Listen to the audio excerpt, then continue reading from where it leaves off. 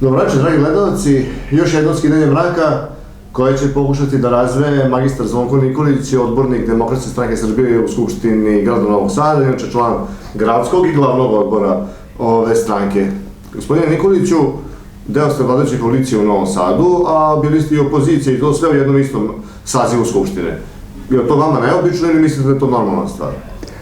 Pa mislim da je to danas normalna stvar, pred svega zbog toga što treba jasno odvojiti te neke, da kažem, lokalne teme od tema kojima se bavi republička vlast. Ali u ovom sazivu gradskog parlamenta vi ste bili prva opozicija pa ste postali vlast. Aha, tačno. Počeli smo kao opozicija i u Skupštini grada se desilo, da upotrebim taj termin, prekomponovanje snaga, što je, ajde da kažem, dozvolio Ustavni sud još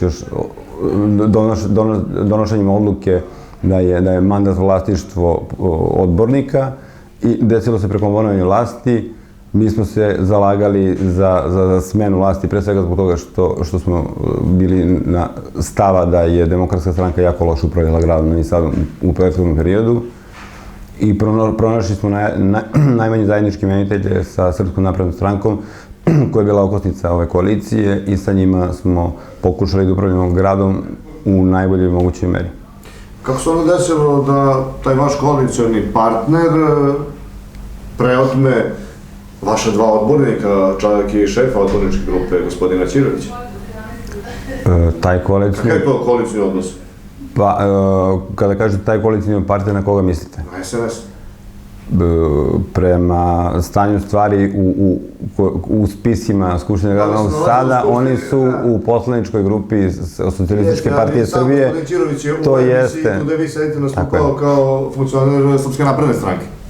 Nažalost, na moju žalost i verujem, nažalost, svi građani u Srbiji, naš politički sistem je takav da je mandat vlasništvo poslanika i on, nažalost, omogućava da mandat postane roba, da ljudi jednostavno s tim mandatom, kada se do njega dokopaju, rade bukvalno šta hoće. Zaboravljaju činjenicu da je taj mandat u njihove ruke došao u pomoću stranke koja ih je kandidovala, pomoću stranke na čiji su socijalisti nalazili, da je za njih stajala armija ljudi, da su koristili sve resurse koje jedna stranka može da omogući.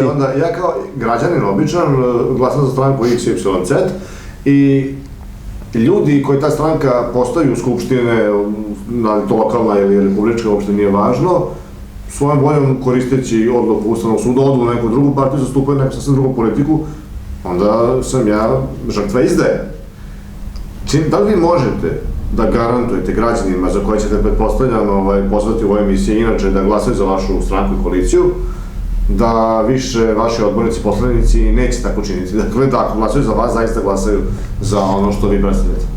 Nažalost, ne postoji način koji bi mogao jednog poslanika, odbornika u Skupštini grada da veže za stranku i da mu ne omogući prelazak u drugu. To je upravo bio i predmet razmatranja Ustavnog suda i koji je zaključio da je mandat vlasništvo odbornika i mi nema... Ostavkama, hipotekama na nekretnine... Sve je to proglašeno neustavnim i hipoteke na nekretnine, to je isto jedna od nekih, ajde da kažem, instrumenta koji je provejavao kao mogućnost, ali ja mislim da je to nezakonito. Onda znači ostaje građanima da veruju dobru volju i karakterne kvalitete. Tako je, građani sve te ljude koji su prelazili iz jedne u drugu stranku, pa se danas nalaze na drugim listama, a juče su bili na našoj listi, trebali bi da kazne tako što će da izađu na izbore i da glasuju za ljude koji su dosledni, koji i dalje sprovode program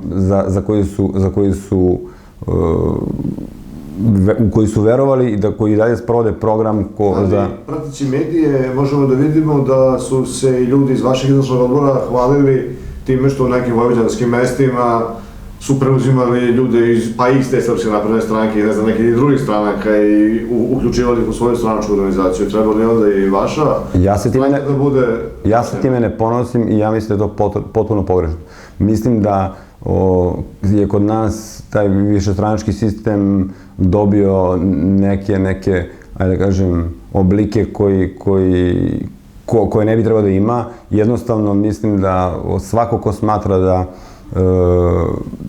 može da stvori, da kreira određeni politički program i da taj program predstavi narodu, on treba da izađe na izbore i da kaže jasno i glasno narodu, ja se zalažem za to, ja to mogu da sprovedem, glasajte za mene. Šta ste vi sprovedili dok ste bili u vlasti i sada ste trenutno dok naravno sledećih izbora u vlasti u Novom Sadu? Šta ste vi sprovedili od svog programa? Jeste li učinili nešto dobro za građane? Pa znate kako, ne treba gubiti iz vida činjenicu da smo mi do ovog mandata funkcionisali sa 3 odbornika od 78. Dobro, imali ste neka preduzeća koja... Tako je, imali smo, ali je naša snaga da neke krupne i bitne stvari u Novom Sadu usmeravamo u pravcu u kojem bi mi želeli, bila jako mala. Znači, mi sa 3 odbornika nismo mogli da ključno utičemo na te neke značajne odluke u Novom Sadu. Uvažavalo se naše mišljenje, mi smo imali dobru saradnju sa našim koalicijnim partnerima, ali jednostavno nismo bili u situaciji da možemo da kažemo ovo mora ovako kako mi kažemo, jer je to najbolje za građane Novog Sada. Ako ne bude tako, mi izlazimo iz koalicije, jer ta koalicija svakako i bez nas imala dovoljan broj odbornika i jednostavno nismo imali taj kapacitet da bitno menjamo grad. Ono što smo uspeli da menjamo, a to su javna preduzeća kojima smo mi uspeli da upravljamo, kroz predložene direktore koji su upravljali tim kompanijama, tako je. Čime možete se pohvaliti?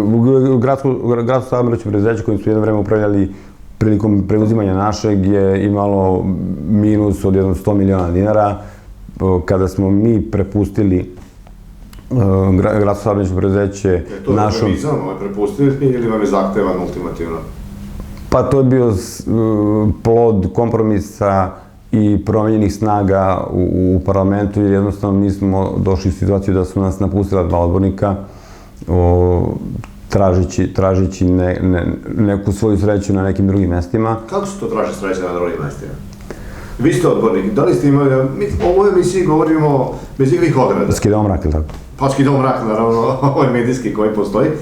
Jeste vi imali kao odbornik nekakvu ponudu te vrste, da pređete negde pa ćemo možda nešto se reši, dobijete nešto? Jesam, da imao sam nepristojnu ponudu koja, da gledalci ne shvate pogrešno, to nije uvek kofer sa novcem i otvoreti ljudi, pa kao u američkim filmovima ljudima se zacakle oči kada vide gomilu para, nego su uglavnom ponude bile u tipa odaberi javno preduzeće kojim ćeš upravljati, odaberi sistem koji ćeš voditi, odaberi pozicije koje te zanimaju u ovom sistemu. Sve te pozicije su naravno sa sobom nosile, tako je, sa sobom su nosile i veliku moć i velika materijalna sredstva koja prate. Što niste prihvatili zadnje vreme kad svako gleda prvo sebe, što niste izgradili? Pa jedan moj jako dobar prijatelj kaže, možda bi ja i to i prihvatio da ne moram svako jutro da se brijem. Da se pogledamo gledalo i da vidim ko sam ja u stvari. Mislim, ja ne planiram da se selim iz ovog Novog Sada, mislim da ostanem ovde. Čekaj, to vašim bivšim kolegama ne smeta i u prošlom sazivu Skupštine, gospodin Veselinović i Travica su vas napustili, i u ovom sazivu gospođa Pejić, gospodin Ćirović, u Skupštini Vojvodine, gospodin Laban, ne znam, gospodin Milenko Jovanov, predsjednik pokrajinskog odbora. Pa ja mislim da sa određene vremenske distance svako od njih će osjetiti kajanje i doći će do zaključka posle određenog vremena da im je to bio pogrešan potez. A da li je politika, gospodine Nikoliću, zaista samo biznis, samo tal, samo lični interes, samo grabež, samo korupcija? Da se naši gledalci potpuno razočaraju politiku ili ima nečega tu, jer ta politeja na grčkom znači, kao na latinskom, respublika, što znači javna stvar, opšte dobro. Ima li toga uopšte u strankama? Da budem konkretnije, da li ljude u strankama, da li ljude u vašoj partiji, budite iskreni, uopšte zanima politika kao fenomen? Da li se o tome raspravlja, da li, ili je to jednostavno ko će kada bude na vlasti, ko u kom odboru bude da se zaposli i slično? Pa nažalost, kada je u pitanju lokalni nivo, taj nivo rasprave se sveo na margine. Zašto? Zato što slično kao u nekim zapadnim sistemima, kada se osvoji vlast se posmatra kao neka vrsta kolača koji treba podeliti.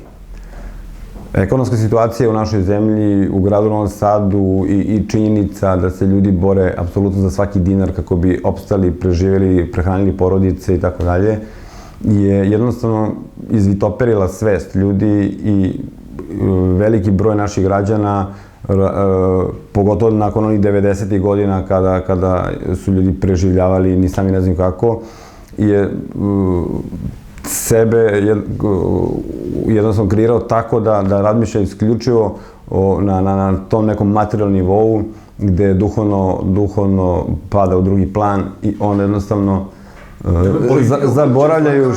zaboravljaju da, što je rekao Patrijarh Pavle, da je bogat onaj kome malo treba, a neko puno ima. Tako da, jednostavno, kompletna ta i medijska slika i sistem koji se kreira, vrednosti u našem društvu, gde je bogat onaj koji ima puno u materijalnom smislu, ljude, i nekada to nisi mogao da vidiš u sredstvima javnog informisanja, a danas je taj svet i u sredstva javnog informisanja i u te multimedije preselio i jednostavno jako je teško tome se odupreti, pogotovo ako naše društvo od malih nogu mediji truju sa farmama, parovima i tako dalje, ti onda dobiješ sutra generaciju koja te gleda isključivo kroz novac. Ništa drugo nije važno. Ako poveruju naši gledalci da će u nekom novom sazivu Skupštine vaši odbornici da se više vode tim idealima i politikom o kojoj ste vi sada govorili, nego ličnom, šta ćete konkretno da ponudite Novosađanima kao svoj program? Imate li nešto osmišljeno ili je to isto one fraze koje... Pa mi imamo 21 projekat za grad Novi Sad koji smo prezentovali pre nekoliko dana. Taj 21 projekat bi trebao nakon realizacije zaista donese dobrobit građana. Recite nam po nešto Ukratko, Fond za razvoj grada Novog Sada, kako bi se ravnomerno razvijeli svi delovi grada i periferija i centar, koji bi trebao da podstakne mala i srednje osnivanje i rad malih i srednjih preduzeća, poljoprivredu i privredu, koji bi trebao da finansira i da subvencioniše kamate za kredite, za navodnjavanje, za uvođenje novih tehnologija. Kojim novcem taj fond to da radi? Jednostavno novcem koji će se iz gradskog budžeta bio opredeljen za to. U Novi Sad ima dovoljno novca, ali u Novom Sadu se nije uvek... Milijarde neiskorišćene u gradskom budžetu? To je tačno, prema informacijama kojima ja raspolažem. A vi ste odbornik? A ja sam odbornik i u Skupštini grada se u nekoliko navrata ta tema otvarala. Novi Sad ima 2,5 ili 3 milijarde dinara deponovanih na računu, ne znam tačno koje banke, nemojte, ne bi da licitirali, nije važno, koji je trebao da bude utrošen za, ja sad ne mogu tačno se setim u koje svrhe, a uglavnom on tamo stoji i ne koristi se. Recimo, taj novac bi mogao da bude iskorišten za podsticanje tih malih i srednjih preduzeća i poljoprivrede. Zaboravljamo da je Novi Sad okružen poljoprivrednom zemljom i da je sremska strana idealna za zasnivanje voćarskih i vinogradarskih Dobro, ime ratarskih voda u Bačkoj, a... Tako je, tako da to je recimo... Nekada veliki sistemi kao što su, sad postoji Neoplanta, ali ona bila veći deo AIK-a, Agro-industrijskog kombinata, ne znam da li vi to pamtite, pa tu je bila i, ne znam, Aroma Futog i Danubius i šta se nam je bilo hleb, ne znam, ostalo. Da li ima mogućnosti... To sam prvo da kažem, znači treba, pored subvencija koje bi išle u tom pravcu, treba maksimalno podstaći i prerađivačku industriju, jer kako bi se maksimalno kapitalizovalo ono što se proizvede kod nas. Ne da, mislim, ako izvozimo žito i kukuruz, ne znam, u vagonima... Profit je jako mali. Da. Toga smo svesni i grad Novi Sad je raspoložen, bar na osnovu priče koje sam ja i razgovora koje sam ja vodio sa ljudima koji se time bave, da uradi nešto na tom polju, jer bez tih nekih prerađivačkih kapaciteta sama ta neka primarna proizvodnja ne donosi dovoljno veliki kapital. Tako je. Pored toga, druga tačka koja nama je, da kažem, veoma važna je izgradnja gradske bolnice. Gradske bolnice koja bi bila sekundarna zdravstvena zaštita, pored primarne i domova zdravlja koji postoje. To znači specijalistički pregledi. Tako je, specijalistički pregledi. To je ono što čekamo po godinu dana, upravo to. Na primjer, mislim da su... Kako ćete vi to da rešite kad se kaže da ima viška zaposlenih u zdravstvu? Hoćete vi sad još jednu bolnicu? Jednostavno, mi smatramo da je zdravlje građana Novog Sada izuzetno važno. Čak i nezaposleni. Čak i nezaposleni, tako je. Pa mislim da je izuzetno važno zdravlje svih građana Novog Sada i jednostavno bez te neke sekundarne zdravstvene zaštite i gradske bolnice, kvalitet zdravstvene zaštite ne može da bude na zadovoljavajućem nivou, ostaće na nivou na kome je sad. I velikim trudom i zalaganjem zdravstvenih radnika koje mi stalno optužujemo da ne rade svoj posao kako treba, ova zdravstvena zaštita nije doživjela kolaps. Ali sad je zakon rešio to da kad izađete kod lekara imate 10 minuta, a ti 10 minuta imate da uđete, da se predstavite, da se skinete, da vas on pregleda, da upiše onaj... Evo kako bi rešili taj problem. Uvođenjem elektronskog recepta. Jako puno lekari danas vremena gube pišući raznorazne recepte za pacijente kod koji postoje hronična stanja i hronična oboljenja i jednostavno samo pisanje recepta je besplatno trošenje vremena lekara koji je u nekoj oblasti specijalista i treba da uspostavi određenu dijagnozu. Tako je, bukvalno tako. Elektronski odobravanje recepata svako bi u mogućnosti da od kuće podnese zahteve za izdavanje recepta, lekar bi mogao iz kancelarije sa klikom. Elektronski potpis, neku drugu tehnologiju. To sve postoji. Ima li sad novaca za te stvari, da može to da sprovede? To samo na prvi pogled izgleda kao skupo i kao velika investicija, ali već u naredne godini i za 2 godine shvatate da se to višestruko isplatilo. Tako da, to svakako ima svoju ekonomsku opravdanost i sve što može da se prebaci u taj IT svet, sve što može da se automatizuje, od tih procesa treba automatizovati jer se onda sistem popravi. Vaš stranački kolega koji je bio gost u prvoj emisiji, kada smo počeli Skidanje mraka, inače direktor tržnice Miloš Tubić, je govorio o tom IT sektoru, IT klasteru, o svojoj ideji, ideji vaše stranke, da se napravi jedan IT centar. Veliki problem je za te male preduzeća koje se bave programiranjem i uspešno se izvoze, što nemaju jake internet, te optičke kablove, signale i ostalo. Mreže, da. A čitajući, pripremiti za ovu emisiju, čitajući vaš taj program, vi nudite besplatan internet bežični na teritoriji celog grada Novog Sada. Tako je. Mislim, to je jako lepa stvar. Svi znamo se 10 dana neka treba internet kad smo na ulici, pa ga nemamo, ali mene zanima, je li to demagogija, gospodin Nikolić? Da li ima novaca grad Novi Sad da to učini kada je mnogo većem gradu u inostranstvu, nema u čitavom gradu Wi-Fi signala besplatnog. Da li to možete uraditi ili vi samo hoćete sada da nas prevarite da mi glasamo da se sve... Pa vidi ovako, Novi Sad već ima delove grada koji su pokriveni sa besplatnim signalom. Da, ogromna većina delova grada nema taj signal. Mislim da je to projekat koji ne bi mogao da se završi za godinu dana. To je projekat koji bi trajao bar 1, 2, 3 godine, ali je konačan cilj pokrivenost celog Novog Sada. Da ima novca za to? Mislim da bi Novi Sad, da u budžetu gradskom za to i takako. To projekat nije skup koliko na prvi pogled izgleda, pogotovo ako se radi u segmentima i pogotovo ako se uradi kroz javno-privatno partnerstvo. Ja mislim da tu i takako može da se... Kako može biti javno-privatno partnerstvo za uslugu koja se pruža besplatno? Kroz marketing. Kada se konektujete na internet putem besplatnog Wi-Fi-a, vama tu iskaču razne sličice i tu pronalaze interes marketinške agencije, tako je na kraju krajeva svugde u svetu. Gde god imate besplatan Wi-Fi... To nešto ima autobusima gradskim saobraćaja? U Novom Sadu nisam siguran. Da, pa... Vrlo moguće, ja se reći ću, ne vozim gradskim saobraćajem jer nije pristupačan za osobe sa invaliditetom. Ali ima rampe na niskopodnim autobusima? Ima rampe, ali nijedno autobusko stajalište nije izdignuto tako da bude u nivou stajališta u autobusu. Što niste rešili kad ste imali direktora GSP? Mi smo, pa zato što stajališta ne pravi direktor GSP-a nego Zavod za izgradnju grada. A tu niste imali? A tu nismo imali, da.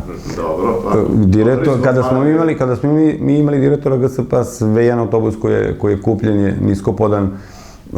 Mi smo savez osobe... Nijedan nema automatske rampe? Nema, što je po meni... Jer znači da bi ta rampa funkcionisala, potrebno je da vozač izađe iz autobusa, da obezbedi novac koji se tamo nalazi na njegovom pultu, da mehanički odvrne nekakav šraf, izvrne tu rampu, da lice sa invaliditetom svojim kolicima uđe, da vozač opet montira tu rampu. prolazi mnogo vremena da se vrati... Postoje i autobusi u kojima su rampe instalirane u pod autobusa i na dugme A ne svuda su instalirane pod autobusa, samo su to mehanički pokreću, a te se... Zato što su, ajde da kažem, ti autobusi jeftiniji, da, ti sistemi su jeftiniji. Savet osobe s posebnim potrebama je predlagao, kojim sam ja predsedavao, predlagao da se u gradske autobuse instaliraju sistemi za obaveštavanje slepih i gluvih osoba, znači oni displeji na kome bi bili ispisane stanice na koje je autobus stao i glas koji bi se čuo, koji bi obaveštavao putnike na koje stanice. To već ima, recimo, u metrolu Budimpešti, pa nije sad ne znam šta. Ima u Japanu voz koji može da se uđe. U Japanu, ali Budimpešta nije Japan. Pa nije, da, ja govorim da je Novi Sad iz tog ugla jako daleko. Dobro, šta vi još predlažete? Imate li nešto od čega će građani bolje da žive i da se recimo zaposle? Jer je to glavni problem, zapošljavanje. Pa u suštini taj neki sistem da... Govorili smo malo pre da ti nekih 10.000 eura koliko recimo Republika Srbije subvencioniše po zaposlenom kada su pitanje strane investicije bi moglo mnogo bolje da se utroši tako što će da se kroz subvencionisanje kamata. Vi danas imate, recimo, jako visoke kamate za mala i srednja preduzeća, za finansiranje i za stanovništvo. Umesto da vi date 10.000 eura po zaposlenom nekom investitoru, vi sad 10.000 eura možete da subvencionišete veliki iznos kredita za nekog privrednika kome je izuzetno važno da kada mu se... Čekajte li bolje da se subvencioniše kredit, da država daje budžetska sredstva bankama, to je, znači one i dalje ostvaruju tu enormnu zaradu, ili je bolje da se neko reguliše to državnih banaka? Grad Novi Sad je uputio poziv bankama da daju ponudu što se tiče visine kamatne stope za subvencionisanje malih i srednjih preduzeća, kao paket aranžman. Banka koja da najpovoljniju ponudu, odnosno najnižu kamatu, biće partner grada i grad će, ja mislim da će tu bez ikakvog problema svaka banka pronaći svoj interes. Koliko će koja moći da obori kamatu? Kod nas je tržište bankarsko praktično kartalizovano, ne znam da se vi s tim slažete, mene to zanima jer sam ekonomist po struci, vi ste magistar prava, ima tu dodirnih tačaka, sve te banke nude otprilike iste kamatne stope. A ima puno banaka, 20-30%. Vidite, kamata, recimo, kod stambenih kredita se razlikuje čak i do 1,5%, što nije uopšte malo, jer su iznosi kredita veliki. Tako da, neki drugi troškovi koji... Jasno je, ti neki nevidljivi troškovi, to se slažem, ali u suštini, ako jedna banka daje 3% kamate, druga 4,5% i uzmete, recimo, grad Novi Sad da od tih 3% subvencioniše 2%, imate malo preduzeći ili preduzetnika koji može dobije kredit za poslovanje sa 1% kamate. Složit ćete da je to izuzetno povoljno. To je program koji vi predlažete. Tako je, mi hoćemo da subvencionišemo tu kamatu jer će to da se pre svega stavi akcenat, odnosno da se napravi jedan poseban program koji bi isključivo finansirao privrednike čija je proizvodnja orijentisana ka izvozu. Njima bi subvencionisali i apsolutno kamatu, zato što je jednostavno višestruki interes i za grad, a i za Republiku izvoz proizvoda na treće tržište. To je jasno, ne možete pribaviti sredstva za uvoz ukoliko nešto ne izvezete, inače ćete ili ići u kredite ili... U suštini sve ono što je od interesa za grad Novi Sad, razvoj malih i srednjih preduzeća i proširenje delatnosti, proširenje, uvođenje novih IT opreme i novih tehnologija, navodnjavanje kao jedan od veoma važnih segmenta u poljoprivredi, sve to što naše... Naše kanala u Vojvodini postoji, ali je zapušen. Plovni pre 100 godina, a sada se ne... Nisu očišćeni i to mislim da je projekat koji košta puno, bez nekih ogromnih sredstava, ali mislim da bi kada ljudi koji se bave mnogo ozbiljnije poljoprivredom od mene, a ja znam samo po nešto, sigurno kroz analizu može da se dođe i do ekonomske isplativosti čišćenja kanala, korišćenja tog mulja kao đubriva za poljoprivredno zemljište i naravno posle kroz te useve gde u nekim situacijama za neke kulture možete imati 2 roda. Mislim da bi jednostavno A kažete mi, moramo bi sada prepoznati. Na grad Novi Sad, pomenuli ste besplatni Wi-Fi signal za čitav grad Novi Sad, je njegovu teritoriju, a ne znam da li znate, pošto to ne koristite autobus, možda ne idete ni van centra grada, naravno ja to ne tvrdim, da u mnogim naseljima, u samom gradu Novom Sadu, ne u prigradskim, nego u rupnim, znači predgrađima Novog Sada, nema ni asfalta, kamoli kanalizacije ili uredne struje, slično, šta... Upravo da je Fond za razvoj grada bi to trebao da ispravi, znači da jednostavno stavi akcenat na sve delove grada, a ne da se 90% budžeta Zavoda za izgradnju grada troši na Novi Sad, a da ti periferni delovi grada Novog Sada ostanu nerazvijeni.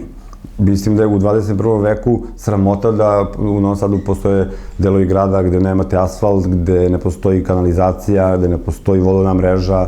Znači, to je jednostavno... Sramota, a šta ćete... Malo pre smo pričali o Wi-Fi mreži i 21. veku, a nemate asfalt. To će da bude baš dobro opravljen kapital. Pa mora, i to je nešto što ne može da se uradi preko noći. To je nešto što treba da bude projekat Novog Sada za 21. vek i da se napravi... Mi smo usvojili... Privreda da bi punila budžet grada toliko da on može da ima takav jedan fond.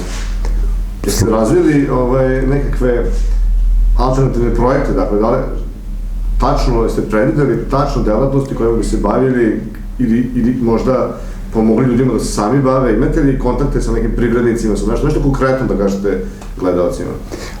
Ja se konkretno nisam bavio privredom u prethodnom mandatu, bavio se nekim drugim stvarima, ali ono što je dolazilo do nas u Skupštinu grada je to da se stavi akcenat pored finansiranja poljoprivredne proizvodnje, odnosno subvencionisanja tih kamata i ulaganje u male i srednje preduzeće, da to budu male i srednje preduzeća koje će se baviti prerađivačkom industrijom. Da se proizvodi koji se proizvedu ovde kao primarna proizvodnja, prerade i tek onda izvoze. I da se akcent stavi na... Povezujete preduzeće sa primarnim... Jedan od tih segmenta između bi trebao da bude i ta veletržnica i to je jedan kompletan sistem koji bi trebao od... Što niste počeli veletržnicu? Veletržnica nije početa zbog imovinsko-pravnih odnosa, nisu rešeni imovinsko-pravni odnosi tamo na toj lokaciji gde je trebala da se gradi tržnica. Preko puta najlon pijace. Gdje je to? Tu je nisam siguran ko je tačno vlasnik, mislim da je to u vlasništvu grada Novog Sada, ali je to prema urbanističkim planovima predviđeno za park. Za park i onda je kroz izmene i neke korekcije pokušao taj tim koji se time bavio da pronađe rešenje da na tom mestu zadovolji interese grada, da tu bude park, a i da se zadovolje potrebe za veletržnicom, jer je to idealno mesto za veletržnicu s obzirom da postoji već infrastruktura najlon pijace koja je preko puta, ali... Šta je stvari veletržnica? Veletržnica je sistem koji podrazumeva jedan logistički centar sa velikom hladnjačom i sistemom koji može da omogući poljoprivrednicima da dopreme svoje proizvode tu, da ih tu lageruju i da jednostavno ih pripremaju za izvoz, a da se ti proizvodi ne pokvare. Znači da manje budu podložni ucenama velikih privatnih otkupljivača koji kažu uzet ću ti šljive, ali po ceni, inače ti se propasti, jeli? Razumem. Šta bi onda bilo sa Kvantaškom pijacom koja je ovde neka? Kvantaška pijaca bi bila premeštena isto na tu lokaciju gde će biti veletržnica. Na taj način bi naravno tek nakon što se završi veletržnica, a na toj lokaciji gde je Kvantaška pijaca otvorila bi se fantastična lokacija koja bi bila veoma atraktivna za veliki broj investitora i prodajem te lokacije, Novi Sad bi dobio indirektno besplatnu veletržnicu i premeštenu Kvantašku pijacu, tako da bi taj iznos apsolutno podmirio sve te troškove tamo, čak bi Novi Sad i profitirao. Kažete vi još ovako imate nešto konkretno iz ovih tih vaših 20... Zalažemo se za... Da pređemo malo na opštinski nivo i republički. Za strogo i striktno sprovođenje strategiju pristupačnosti grada Novog Sada koja je usvojena 2013. godine. Ona podrazumeva da Novi Sad bude pristupačan za sve, uključujući osobe sa invaliditetom, da se uklone na arhitektonske barijere. Do sada je ta strategija nedovoljno sprovedena u delo. Mi mislimo da treba da se sva odgovorna lica pozovu na odgovornost i da se jednostavno napravi sistem koji neće dozvoliti da u Skupštini grada Novog Sada bude usvojen bilo kakav program poslovanja, bilo kog javno-komunalnog javnog preduzeća ili ustanove, a koji nije uvažio sve te standarde i sve te stvari i strategije o pristupačnosti. Usvojen je čak i akcioni plan za sprovođenje te strategije i opet su rezultati skromni. Mislim da to Novi Sad ne zaslužuje. Novi Sad je, dobar deo Novog Sada je ravan kod Tepsija i sve barijere su napravili ljudi. Od ivičnjaka, stepenica, svega. Mi smo svesni toga da ne može da ceo grad preko noći postane pristupačan, ali bi bili jako srećni da vidimo da se Novi Sad iz godine u godinu menja, ali tempo kojim se sad menja ne zadovoljava osoba sa invaliditetom. Tako je. U sklopu toga smo mi predložili da se proširi broj parking mesta za osobe sa invaliditetom, jer prema tim nekim svetskim standardima na 50 mesta parking mesta redovni treba da bude jedno za osobe sa invaliditetom. Novi Sad trenutno ima 12.500. Jeste vi lično bili, to se može naći u medijima, na YouTube-u, na 021 i slično, predlagač ideje da se napravi posebno parking mesta sa onom rodom ljubičastom. Tako je. Za majke sve da se napravi. To je bila moja ideja, ja sam spletno nekih čudnih okolnosti došao do toga da sam izveo zaključak da su kolica za bebe iste širine kao invalidska kolica. I ta parking mesta za osobe sa invaliditetom su šira nego ova redovna, da bi čovjek u kolicima mogao da priđe auto. I kada sam video da je jedna drugarica ubacujući dete u auto, a neko je se zalepio uz vrata, udarila detetu glavu u auto, shvatio sam kako je to veliki problem i kako dovoljno je bilo da pomislim, a šta rade žene koje imaju dvoje dece, blizance, to je tek onda nemoguća misija. I onda smo mi tom logikom krenuli da predložimo da se u Novom Sadu obeleže parking mesta za trudnice i majke sa malom decom. Ono što je, ajde da kažem, šokantno i što, eto, vraćam se na ono, imali smo 3 odbornika i nismo mogli da uradimo više. Skupština grada je usvojila odluku i odluka je objavljena u službenom listu grada Novog Sada, ali jednostavno nije sprovedena. Nije sprovedena zato što se čeka Uprava za saobraćaj da donese pravilnik koji će da kaže gde sve ta mesta treba da se obeleže i Uprava za socijalnu dečiju zaštitu koja treba da propiše koje dokumente treba da trudnica, odnosno majka sa malom decom, podnese.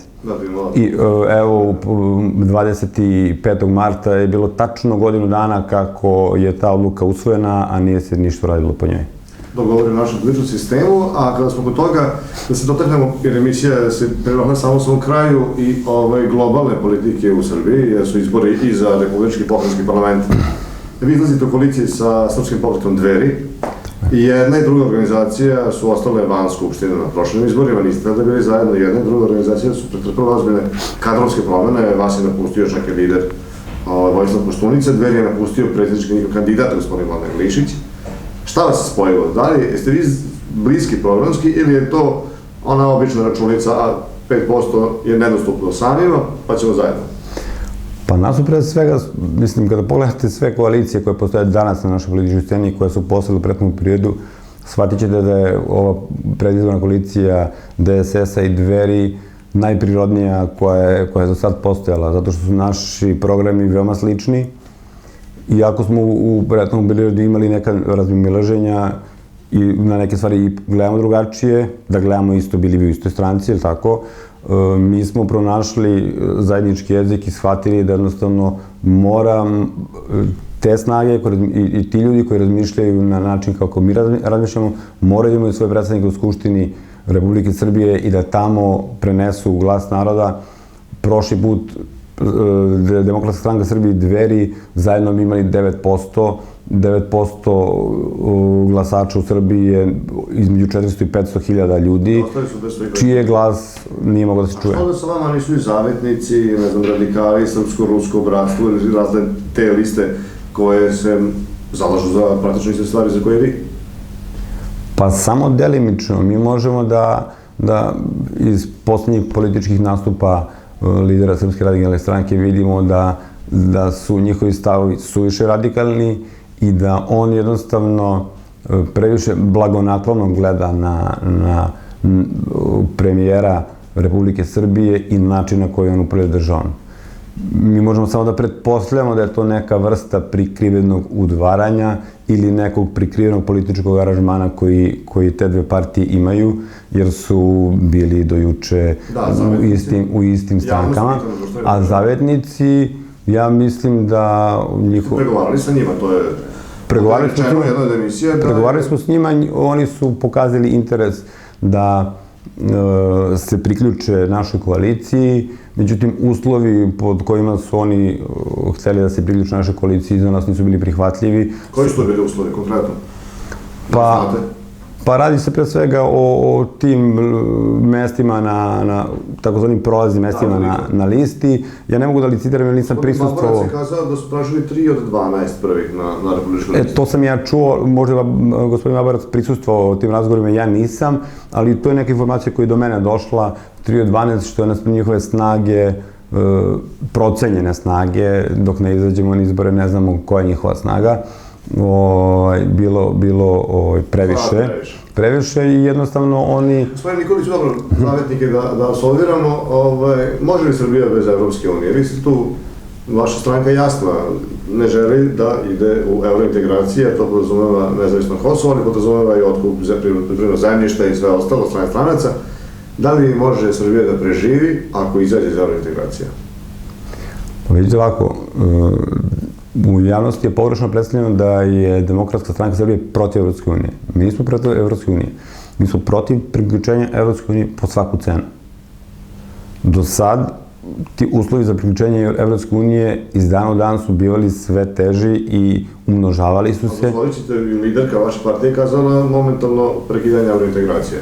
Da, zato što evropske integracije koje se odvijaju u ovom smeru kome se odvijaju danas, a to je kroz briselski sporazum i kroz raznorazne terane, kroz zakon koji je omogućio NATO da ulazi bukvalno u sve objekte u Srbiji. Izvinite, to nisu evropske integracije kakve smo mi želeli kada smo bili u vlasti pre nekoliko godina. Dobro, Koštunica je dao ostavku zbog puta u Evropsku uniju. Tako, upravo zbog toga što je shvatio da, znate kako, svako ko ide na pijacu, pre ili kasnije dođe do zaključka da kada dođeš kod nekog seljaka koji prodaje nešto i taj seljak shvati da ti nemaš alternativu, da ti moraš da kupiš taj proizvod njega, ta cena više neće biti 5 dinara nego 10.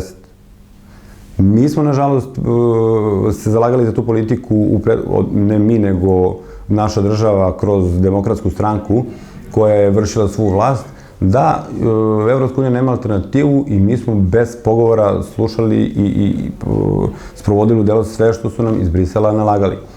I taj pravac u kome je išla Srbija je bio poguban. Nažalost, Srpska radikalna stranka je obukla dres Srpske napredne stranke i krenula istim stopama kao i Demokratska stranka, čak je još mnogo ekstremnije. Znači, jednostavno mislim da taj pravac u kome... Hoćemo mi, gospodine Nikolić, opet morate da bežimo u sklonište i podrume ako vi dođete na vlast pa osporite briselski sporazum. Pa mislim da je to potpuna dezinformacija i pogrešno predstavljanje stvari. Neće niko nas danas bombardovati, mi nismo država kako smo bili 90. godina. A što to znači, da smo krivi za bombardovanje mi ili... Vidite ovako, ako će nas neko bombardovati zbog toga što mi ne želimo da uđemo u Evropsku uniju, onda se postoji drugo pitanje. Kakvi su motivi bili te druge strane? Jer ulazak u Evropsku uniju na kraju ipak jedan ugovor. Kakvi su motivi bili da bombarduju 99. Je li to bilo ljudska prava ili geostrateški interes Zapada? Čist geostrateški interes Zapada koji je hteo da ima na Kosovu najveću bazu na Balkanu. Pa kako ćete vi onda sada ako odustanete od eurointegracije i briselskog sporazuma? Mi hoćemo da sarađujemo i sa Evropskom unijom... Ne, nećemo da vi sarađujete kako vam odgovara, oni traže da sarađujete tako kako njima treba. Zbog toga što Milošević to nije hteo, bio je bombardovan, to je bilo bombardovana čitava Srbija. Šta ćete vi sad, na primjer, ako opet vaša patriotska koalicija dođe na vlast i kaže Zapadu, vidite nama ovo ne odgovara, mi ne bismo baš da vi pokupujete sve što vredi u Srbiji, da NATO ide kroz Srbiju, će reći pa dobro, onda avijano... Pa mi ćemo raspisati referendum i pitati narod da li hoćete da idemo... To je Grcija, to nije zanimalo Nemačku. Dobro, mi hoćemo da pitamo narod da li hoće da ide u Evropsku uniju po tim ustavima. Ja vas hoću da pitam, da li imate ovo ne govorim... pomoći od strane neke druge velike sile Pošto smo vidjeli da vaša predsjednica je na listi kriminalaca u Ukrajini jer je bila na Krimu i to, jeste vi tamo obezbedili neku podršku Rusije, neko konkretnije vas pitam, A vidite, da to... možete da vodite nezavisnu politiku? Vidite, ovako, to su stvari koje su u nekom, ajde da kažem, globalnom nivou i to su stvari koje se tiču strateške, ajde da kažem tako, igranke tih velikih i moćnih sila i mi tu možemo da na televiziji pričamo šta god hoćemo i da smo mi odbranili Kosovo, odnosno nismo dozvolili Kosovo da uđe u UNESCO i da smo mi uradili i ovo i ono. Jednostavno, Srbija se tu jako malo pita. Srbija se tu jako malo pita i mi nećemo... To je pomogla Rusija? Tu nam je pomogla Rusija, ali Rusija koliko pomaže nama iz našeg interesa, toliko pomaže iz svog interesa. Tako da te velike sile u suštini prvo pronađu svoj interes, a onda gledaju sve ostalo. Tako da ja se iskreno nadam i koliko god bude bilo u mojoj moći, a i u komunikaciji sa našom predsjednicom i sa ljudima koji sede u ovoj mojoj stranci, je da mi nećemo konfrontaciju ni sa istokom ni sa zapadom. Mi hoćemo da budemo neutralni i vojno, i politički, i ekonomski i da jednostavno pokušamo da se izolujemo na neki način dok jednostavno ne prođe taj neki geostrateški rat koji se trenutno očigledno vodi između tih velikih sila. Dobro da dostavimo gledalcima da veruju ili vama ili ministarki Zorani Mihajlović koja kaže da ste vi ekstremistička stranka i da vodite u sukobe sa svetom. Pokrenci izbori su takođe tu. Da li po vama u Vojvodini postoji opasnost separatizma? Na samo smo prve emisije, 2-3 minuta sada imamo. Ili je pitanje autonomije Vojvodine koje ste vi osporavali pred Ustavnim sudom isključivo pitanje bolje života i standarda građana? Pa mislim da u Vojvodini, znate kako, kada pogledamo 90. godine u kojima smo vidjeli kako se vrlo lako taj neki nacionalizam raspiri i ta neka mržnja između ljudi na Balkanu potpali, ne mogu da kažem da u Vojvodini ta opasnost ne postoji. Bili smo svedoci namere Demokratske stranke koja je kroz statut autonomne pokrajine Vojvodine indirektno htela da kažem, prisvoji određene nadležnosti, ingerencije i čak iskoristi određene nazive terminološke koji de facto predstavljaju jedan korak u pravcu odvajanja Vojvodine od Republike Srbije. Jer ako imate premijera, ako imate ustav, ako imate glavni grad Vojvodine, to sve navodi na zaključak da imate plan da Vojvodinu odvojite od Republike Srbije. Na našu sreću, Demokratska stranka Srbije je podnela zahtev za ocenu ustavnosti tog akta i taj akt je... Kako je ovo možda vaša poslednja velika pobjeda? Ja mislim da je to jedna od najvećih pobjeda Demokratske stranke Srbije u poslednjoj deceniji, koja je izvojena, a da jednostavno u medijima je to prošlo maltene neopaženo. Dobro, to je zato što je Ustavni sud čekao da Demokratska stranka padne sa vlasti pa da se onda opredeli. Slažem se. Tako i sada nije se odlučio da se izjasni o Briselskom sporazumu. Tako je. Dobro, emisija je došla do kraja. Dragi gledalci, sa vama je bio magistar Zvonko Nikolić, odbornik u Skupštini grada Novog Sada, ispred Demokratske stranke Srbije, nekadašnji reprezentativac Srbije u košarci za osobe u kolicima i čovjek koji se nudi da i dalje bude na nekom položaju i funkciju ovog grada svoje stranke. Glasajte za broj 7 na gradskom nivou, za broj 7 na pokrajinskom nivou i za broj 5 na republičkom nivou. Ovo ste poziv gospodina Nikolića, vi ćete se prema tome sami opredeliti. Ja vas pozivam da na izbore svakako izađete i zaokružite prema svojom najboljom uverenju i mišljenju znanju, a gospodinu Nikoliću se zahvaljujemo na razgovoru, mislim da je bilo zanimljivo, a bit će vremena posle izbora da razgovaramo možda i ponovo. Hvala, prijetno i doviđenja.